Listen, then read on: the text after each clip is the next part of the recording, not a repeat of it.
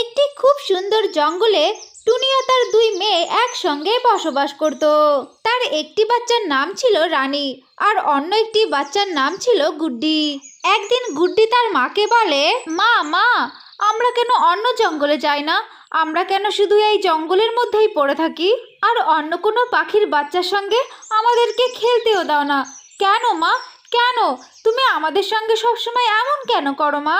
মা, কত বছর হয়ে গেল আমরা এই জঙ্গলের মধ্যে শুধু একাই বসবাস করি। এমন করে তো থাকতে আমাদের একদম ভালো লাগে না মা। আমাদের দুই বোনের তো খুব ইচ্ছে করে আমরা অন্য বাচ্চাদের সঙ্গেও খেলা করি, কিন্তু তুমি আমাদেরকে কেন যেতে দাও না মা? তুমি কেন এমন করো? আরে বাচ্চারা, তোমরা তো জানো আমাদের একটা ফলের বাগান আছে। আমি সেই ফলের বাগানে কোনো পাখিকে যেতে দিতে চাই না, আর ওই ফল বাগানের কারণেই আমি আমার জঙ্গলের আশেপাশে কাউকেই আসতে দিই না। শোনো, তোমাদের দুজনকে আমি একটা স্পষ্ট কথা বলে রাখছি, এই জঙ্গলের বাইরে তোমরা দুজনের একজনাও যাবে না, আর আমিও কোথাও যাব না। যাই হোক, এইসব কথা এখন বাদই দিই। আমি এখন তোমাদের জন্য যাচ্ছি খাবার আনতে আমাদের ফল বাগানে। তোমরা দুজনা কিন্তু বাসার মধ্যেই থেকো। আমার যদি আসতে লেট হয় তাহলে কিন্তু একদম ভয় পাবে না, কেমন? এই কথা বলে টুনি পাখি চলে যায় ফলের বাগানে।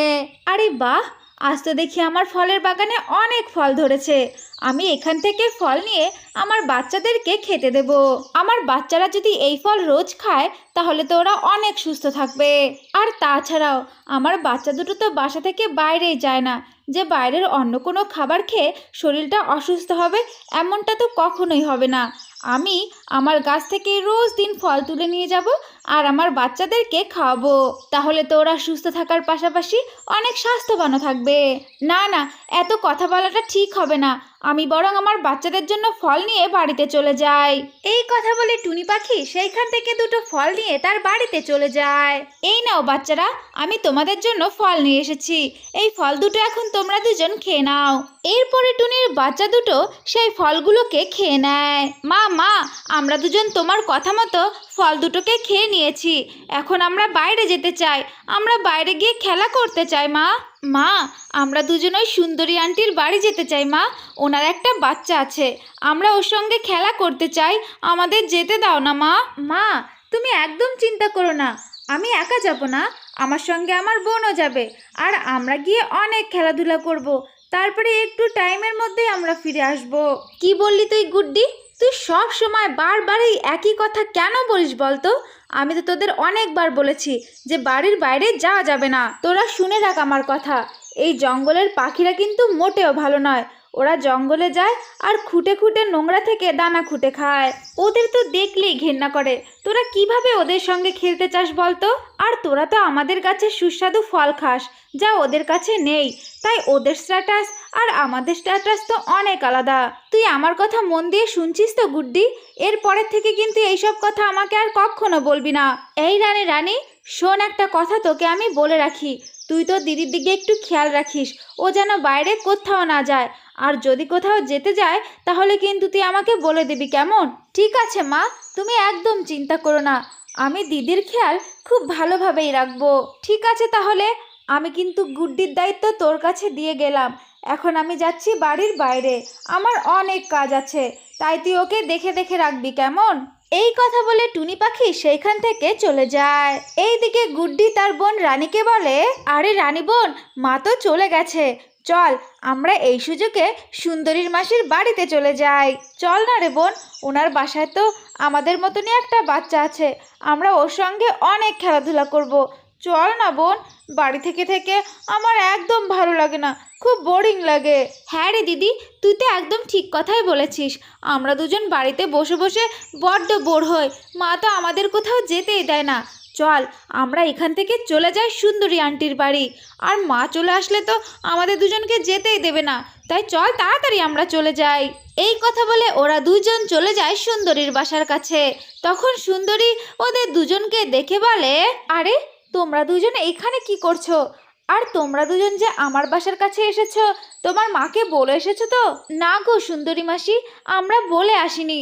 মাকে বলে আসলে তো আমাদের দুজনকে এখানে আসতেই দিত না, তাই আমরা দুজন না বলেই চলে এসেছি। কি বললে তুমি? তোমার মাকে না বলেই চলে এসেছো? কিন্তু তোমার মা যদি এসে তোমাদেরকে এইখানে দেখে তাহলে তো আমার সঙ্গেই ঝগড়া করবে। তোমরা দুজন এখান থেকে এক্ষুনি চলে যাও। তোমার মা তো সব পাখিদের থেকে আলাদা। আমরা যারা এই জঙ্গলে বসবাস করি তাদের সঙ্গেও কখনো মিশতে চায় না। ও যে আমাদের দেখলে অনেক ঘেন্না পায়। যদিও আমি এই কথাটাও জানি যে তোমরা দুজন ওই বাসার মধ্যে থাকতে থাকতে বড্ড বোর হয়ে যাও, তাই না? হ্যাঁ আন্টি, তুমি একদম ঠিক কথাই বলেছ।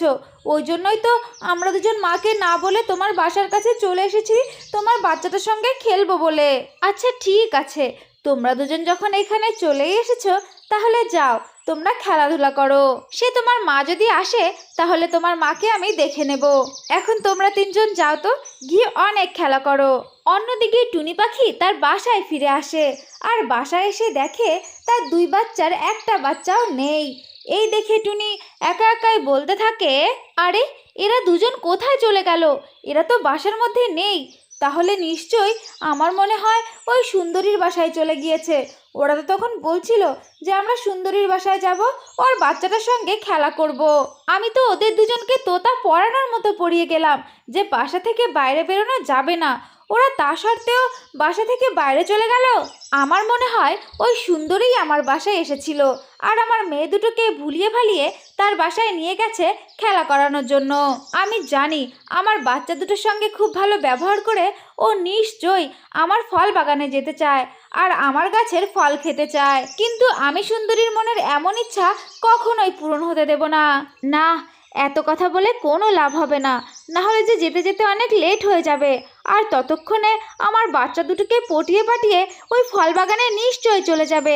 না, আমি এক্ষুনি বেরিয়ে পড়ি, যাই দেখি তো ওরা কি করছে। এই কথা বলে টুনি পাখি ওই সুন্দরীর বাসায় চলে যায়। আরে সুন্দরী, তোকে এত বড় সাহস কে দিল? হ্যাঁ, আমার বাচ্চা দুটো তোর বাসার মধ্যে কি করছে? আমি তোর মতলবটা বুঝতে পেরেছি। তুই আমার ফল বাগানটা দখল করতে চাস, তাই না? কিন্তু আমি তোর এই মনের আশা কখনোই পূরণ হতে দেব না। সুন্দরী রে, তুই এত চালাক। তুই আমার বাচ্চা দুটোকে তোর বাসায় নিয়ে এসেছিস আর ভুলিয়ে ভালিয়ে ওদের ব্রেন ওয়াশ করাচ্ছিস যাতে আমার বাচ্চা দুটো আমার কোনো কথাই না শোনে, তাই না? আরে টুনি বোন, তুমি আমাকে এত কথা কেন শোনাচ্ছ বলো তো? আমি তোমার বাচ্চা দুটোকে এখানে আসতে বলিনি, ওরা নিজে থেকেই আমার বাসায় এসেছে। আর তুমি একটু ওদের দুজনের মুখের দিকে তাকিয়ে দেখো তো, ওরা আমার বাসায় এসে আমার বাচ্চাটার সঙ্গে খেলাধুলা করে কত খুশি। তুমি ওদের দুজনের মুখের দিকে তাকাও, ওরা যে আমার বাচ্চাটার সঙ্গে খেলে কত খুশি, সেটা কি তোমার চোখে কখনোই বাঁধে না? তুমি কি চাও বলো তো? ওদের সব সময় তুমি তোমার বাসার মধ্যেই সীমাবদ্ধ রাখতে চাও। কেন এমনটা করো? ওদের কি তুমি কখনো দুনিয়া দেখাতে চাও না? যখন তোমার বয়স হবে, যখন তুমি জঙ্গল থেকে বাইরে বের হতে পারবে না, তখন ওরা দুজন কিভাবে জঙ্গলের বাইরে যাবে আর তোমাকে খাবার এনে কিভাবে খাওয়াবে? তখন তুমি খুব আফসোস করবে। আর তোমার ফল বাগান সব সময় তোমার সঙ্গে থাকবে না, কারণ গাছরাও একসময় মারা যাবে। তুমি যদি তোমার বাচ্চা দুটোকে নিয়ে যেতে চাও তাহলে নিয়ে যাও, কিন্তু তুমি এটা বলো না যে তোমার বাচ্চা দুটোকে আমি এইখানে নিয়ে এসেছি। ওরা দুজন নিজে থেকেই আমার বাসার কাছে এসেছে, তাই আমিও আমার বাচ্চাটার সঙ্গে ওদেরকে একটু খেলতে দিয়েছিলাম। এখন তুমি যদি নিয়ে যেতে চাও তাহলে নিয়ে যাও। হ্যাঁ মা, সুন্দরী মাসি একদম ঠিক কথাই বলেছে। আমরা নিজে থেকেই এসেছি এইখানে, উনি আমাদের কাছে যায়নি মা। মা মা আমরা দুজন খুশি থাকি সেটাকে তুমি চাও না মা? আরে সুন্দরী, তুমি আমাকে ক্ষমা করে দাও। আমি যে আমার ভুলটা বুঝতে পেরেছি। আমি আমার বাচ্চা দুটোকে অতিরিক্ত ভালোবাসার কারণে ওকে যে প্রতিবন্ধী বানিয়ে ফেলছি। আমি আমার ভুলটা যে বুঝতে পেরেছি সুন্দরী। এখন থেকে আমি আর তুমি আমাদের জঙ্গলে একসঙ্গে বসবাস করব। তুমি আমার বাসায় আসবে, আমি তোমার বাসায় আসব। আমার বাচ্চারাও যে তোমার বাচ্চার সঙ্গে খেলা করবে, আমি আর কখনোই বারণ করব না। এখন থেকে আমার যে ফল বাগানটা, ওই ফল বাগানটা তোমারও। তুমিও যাবে ফল খেতে আর আমিও যাব ফল খেতে, আর আমরা এই জঙ্গলের মধ্যে সুখে শান্তিতে বসবাস করব, কেমন? এরপরে সুন্দরী আর টুনি পাখি অনেক ভালো বন্ধু হয়ে যায় আর ওই জঙ্গলের মধ্যে সুখে শান্তিতে বসবাস করতে থাকে। হুহ, কি কপাল আমার! জলের মধ্যে কত মাছ খেলা করছে, কিন্তু আমি আমার ঠোঁট দিয়ে একটা মাছও ধরতে পারছি না। আজকে যদি আমি এই জলের থেকে দুটো মাছ ধরতে পারি তাহলে তো দুপুরবেলা আমি সকলকে নিমন্ত্রণ করে খাওয়াবো। কিন্তু এই মাছগুলোকে দেখে মনে হচ্ছে বড্ড চালাক, এরা সহজে ধরা দেবে না। আরে শিয়াল বোন নাকি? তুমি কি আমাকে সাহায্য করবে? আমরা দুজনা মিলে তাহলে মাছ ধরবো। আরে কালু কাক যে, তোর চালাকির কথা তো জঙ্গলের সকলের মুখেই শুনেছি। এখন বল তো কি পরিকল্পনা করেছিস আর কিভাবে মাছ ধরতে চাস, আমাকে একটু বল তো। আমি এই গাছে বসেই মাছেদের ওপরে নজর রাখবো, আর আমি যখনই মাছ দেখতে পারবো তখন কা কা করে তোমাকে মাছের ইশারা করব, আর তখনই তুমি জলের মধ্যে লাফিয়ে মাছটাকে ধরে নেবে। আরে কালু কাক, আমি এত পরিশ্রম করব আর তুই গাছে বসে বসে শুধু কাকা করবি? তো কাকা করার বদলে তুই কি পেতে চাস আমাকে বল তো। যে মাছটা তুমি ধরবে সেই মাছের থেকে অর্ধেকটা আমার। এইভাবে মাছ ধরার পরিকল্পনা তো আমি তোমাকেই দিচ্ছি, আর তোমার জন্যই তো আমি এত মেহনত করছি। আরে কালু কাক, আমার তো তোমার কথা শুনে বড্ড হাসি পাচ্ছে। হ্যাঁ, যদিও ঠিকই বলেছ, কাকা করতেও তো একটু পরিশ্রম হয়। আচ্ছা ঠিক আছে কালু কাক, আমি মাছ ধরতে রাজি। আরে এই শিয়ালটা দেখছি বড্ড বোকা। শিয়ালটা যখন মাছ ধরবে তখন আমি তাড়াতাড়ি করে নিচে চলে যাব, আর গিয়ে মাছটা নিয়ে পালিয়ে আমি এই গাছের উপরে চলে আসব। কালু কাক যখন এই সমস্ত কথা বলছিল তখনই কালু কাক মাছ দেখতে পায়। কা কা, বাদিকে বাদিকে বড় একটা মাছ। শিয়াল জলের মধ্যে লাফিয়ে পড়ে আর জলের মধ্যে মাছের পিছু করতে থাকে। শেষমেশ শিয়াল একটা মাছ ধরে ফেলে। হুহ, অনেক কষ্ট করে এই প্রথম মাছটা আমি ধরে ফেললাম। তখনই কালু কাক নিচে চলে আসে আর শিয়ালের কাছ থেকে মাছটা নিয়ে সে গাছের ওপরে গিয়ে বসে পড়ে। আরে শিয়াল বোন, আমি বলেছিলাম না অর্ধেক মাছটা আমার, কিন্তু এইখানে একটু অর্ধেকের বেশি আছে, কিছু মনে করো না। স্বার্থপর কালু কাক, তোকে আমি এক্ষুনি মজা দেখাবো। আরে আরে শিয়াল বোন, তুমি এত রাগ করছো কেন? এটা তো তোমার ধরা প্রথম মাছ, তাই এটা আমিই খাই। পরের বার যে মাছটা পাবে সেটা তুমি খেও।